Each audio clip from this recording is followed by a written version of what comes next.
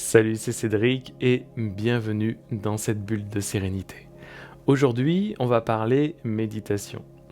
Il y a quelques semaines, un YouTuber qui a une chaîne généraliste m'a demandé de l'aider pour faire une vidéo sur la méditation pour sa communauté, pour les débutants.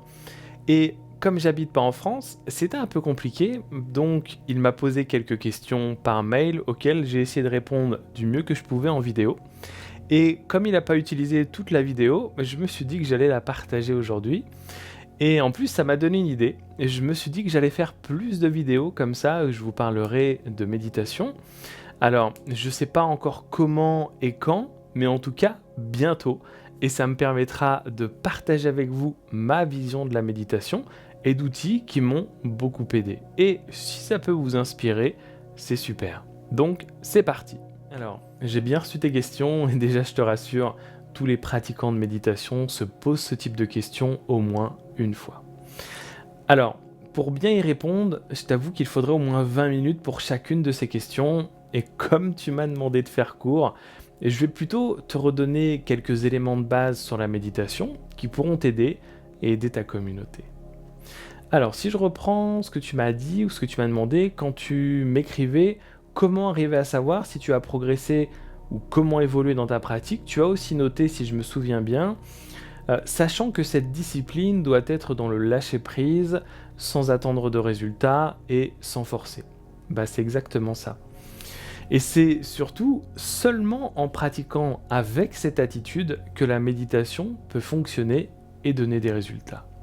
Ce qu'il faut bien garder à l'esprit, c'est que quand on va pratiquer la méditation, on va en quelque sorte s'offrir un espace, un moment où l'on va agir différemment. Bien sûr, on va se reconnecter au moment présent, mais on va surtout pratiquer pour pratiquer. Ça veut dire que l'on va s'entraîner à s'émanciper de notre conditionnement, celui qui nous est imposé par notre éducation, par la société, à savoir faire, être productif, se juger ou se critiquer.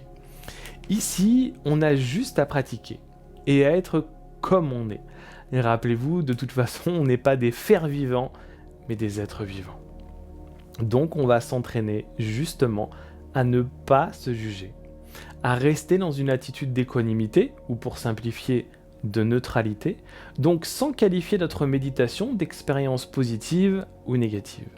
Et on va observer ce qui se passe dans le moment présent avec cette attitude de témoin, d'observateur. Un méditant, on pourrait l'appeler un observateur du moment présent. Ce qui est intéressant aussi de noter, c'est que le mot méditation a dans les traditions méditatives plusieurs significations. Et l'une d'entre elles, c'est justement entraînement. Méditation égale entraînement.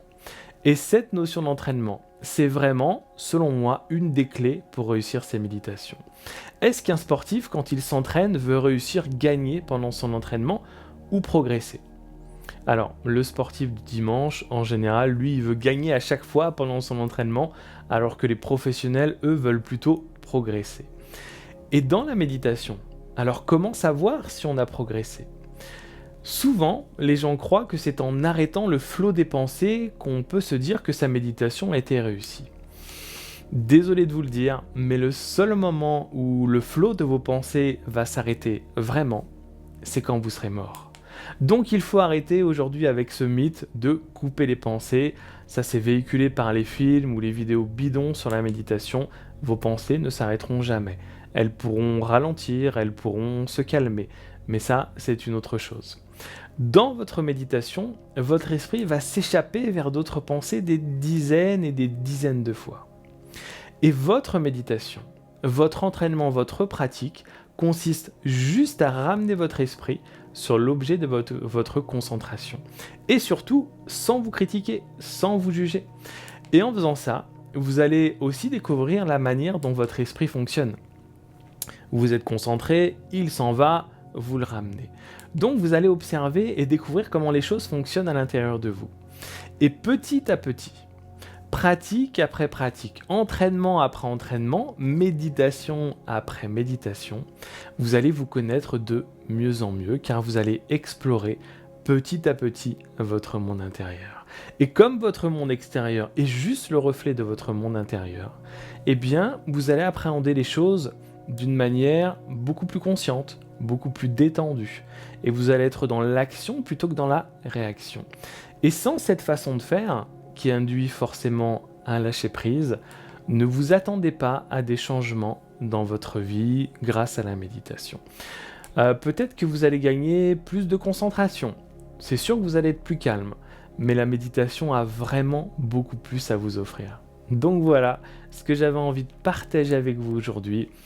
Pratiquez la méditation avec cette façon de faire, pratiquez quotidiennement et rappelez-vous que prendre du temps pour vous, c'est aussi vous accorder de l'importance.